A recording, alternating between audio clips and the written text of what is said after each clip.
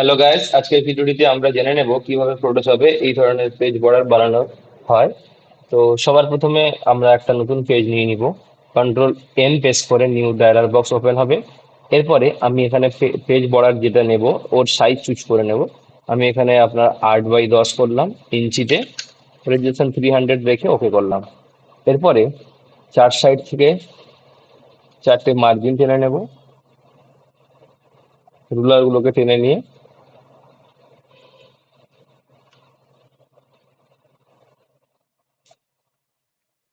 এরপরে আমরা স্ট্রোক নিয়ে নিব। রেক্ট্যাঙ্গেল টুল থেকে গিয়ে স্ট্রোক নিয়ে নিব। সাইজটি কি আমরা আপনাদের প্রয়োজন মতন করবেন। আমি এখানে 20 করলাম। এবং এটা একটু সার্কেল যদি করতে চান তাহলে এইভাবে জাস্ট প্রয়োজন মতন সার্কেল করে নিতে পারেন, রাউন্ড করে নিতে পারেন। তো এরপরে আমরা টেক্সট টুল নিয়ে নিব। টেক্সট টুল নিয়ে ওকে করব।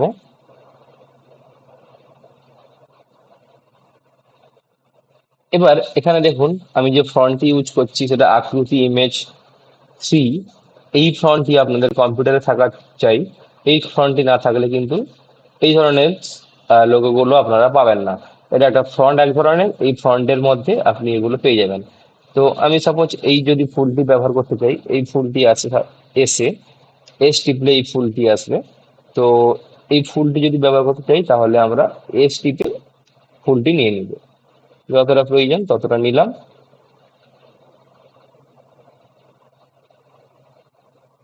রাউন্ডটা একটু বেশি হয়ে গেছে, এটা কমিয়ে দিব।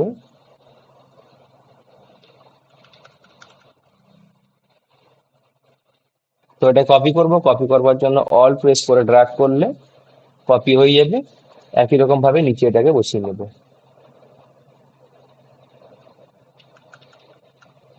তো উপর নিচ দুটো আমার কমপ্লিট হয়ে গেল। এবার সাইডে দেব। সাইডে দেওয়ার জন্য আবার টেক্সট টুলে যাব, রাইট ক্লিক করব, ভার্টিক্যালি টাইপ টুল চুজ করব। তো ওকে করব। একই রকম এস প্রেস করে করে এটাকে পুরোটা কভার করে নেব। জুম আউট করব। জুম আউট করবার জন্য কিবোর্ড থেকে কন্ট্রোল মাইনাস বাটন অথবা অল্ট প্রেস করে রেখে মাউসের স্ক্রল বারটিকে যদি আমরা ঘুরাই তাহলে জুম আউট হবে।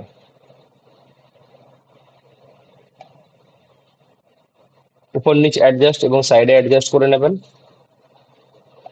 তো একই রকম উল্টো দিকেও নেব। উল্টো দিকে নেওয়ার জন্য কিবোর্ড থেকে একই রকম অল্ট প্রেস করে ড্র্যাগ করব, কপি হয়ে যাবে। এবং চার সাইডে চারদিকের বর্ডারের পাশে আমরা একই রকম ভাবে একটি ফুলকে অ্যাড করেছি। এবার পেজ বর্ডারটি দেখুন বেশ সুন্দর লাগছে। একই রকম ভাবে চাইলে এই যে স্ট্রোকটা নিয়েছি এই স্ট্রোকটাকে যদি ভিতরেও দিতে চাই তো কিবোর্ড থেকে অল্ট প্রেস করে ড্র্যাগ করব। একই রকম ভাবে চার সাইড আপনারা অ্যাডজাস্ট করে নেবেন।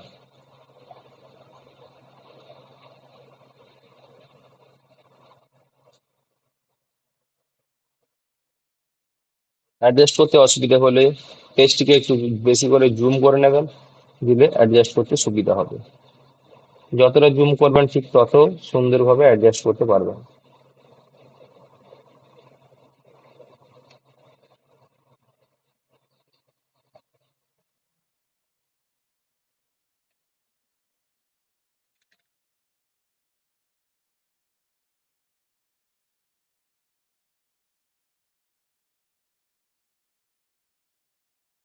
আর উপর নিচ চার সাইড সুন্দরভাবে আমি পেজ বর্ডার থেকে রেডি করে দিয়েছি।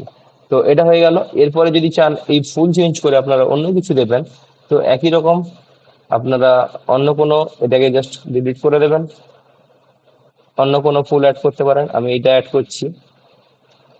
এটা কিবোর্ড থেকে এ প্রেস করলে আসবে। এটাও ঠিক আকৃতি ইমেজের মধ্যেই ফন্টটি রয়েছে, সুন্দরভাবে এটা হচ্ছে। এইভাবেও আপনারা নিতে পারেন, যেটা আপনাদের ভালো লাগবে ওই রকম করে নিতে পারবেন। এছাড়াও আরো অনেক ফন্ট আকৃতির মধ্যে রয়েছে যেগুলো ইউজ করে আপনারা সুন্দরভাবে পেজ বর্ডার বানাতে পারেন। তো আমি এখানে দুটো পেজ বর্ডার বানালাম। তো আমি আপনাদের এই পেজ বর্ডার গুলো আমার ভিডিও ডেসক্রিপশন বক্সে দিয়ে দিব, সেখান থেকে আপনারা ডাউনলোড করে নিতে পারেন। তো এই ধরনের যে পেজ বর্ডার গুলো সাধারণত ব্ল্যাক অ্যান্ড হোয়াইট প্রিন্টিং এর ক্ষেত্রে ব্যবহার হয়ে থাকে, যেখানে স্ক্রিন প্রিন্টিং হয়ে থাকে, বিভিন্ন ধরনের স্ক্রিন প্রিন্টিং হয়ে থাকে, সেই সমস্ত ক্ষেত্রে ব্ল্যাক অ্যান্ড হোয়াইট পেজ বর্ডারের প্রয়োজন হয়।